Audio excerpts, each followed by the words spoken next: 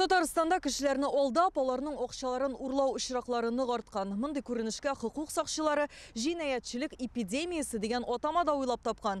Гражданнар туганнарын коткарырга, ялган кредит әҗәтен ябарга, тиз генә акча эшләү өчен соңгы тиененә кадәр бирергә әзер. Кызганыч, еш кына мондый вакыйгалар полиция бүлекчәсенә алып килә. Менә миллион ярым акчаны күчердем инде.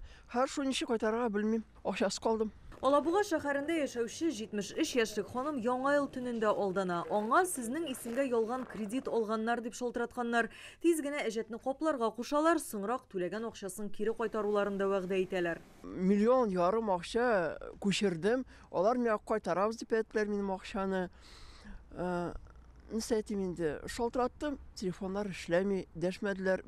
Миңа да беркем шалтыратмады. Чистайдагы 45 яшьлек Ират инвестицияләү юлы белән акча эшләмәкче булган, социаль челтәрләрдә эзли торгач, отышлы тоелган тәкъдимгә тап була. Тик аның 3 миллион ярым сум акчасы мошенниклар кесәсенә киткән. Обратился в полицию, написал заявление. Полициягә мөрәҗәгать иттем, гаризаны алып калдылар, әмма бу төр җинаятләрне ачу бик авыр эш дип уйлыйм. Минем кебек алданучылар күп икән, сораша торгач белдем. Еллар буе җыеп килгән акчамны үз кулларым белән бирдем бит. Я, можно сказать, лишился своей финансовой подушки безопасности. Җинаятьчеләр кармагына ешрак өлкән яшьтәге кешеләр эләгәде хукук саклау органнары хезмәткәрләре. Алар тиз ышанучан шул ук вакытта кара көнгә дип соклап тоткан акчалары да бар. Яшьләр өчен мошенниклар башка төр ысуллар куллана, заманча сайтлар ясап, зур процент җиңел акчалар вәгъдә итә. Татарстанцы ежедневно лишаются крупных сумм денег. Татарстанлылар алданып көн сайын зур суммаларны җинаятьчеләргә күчерәм. Соңгы тәүлектә генә дә полиция бүлекләренә 13 кеше мөрәҗәгать иткән. Гомуми зыян 17 миллион сум.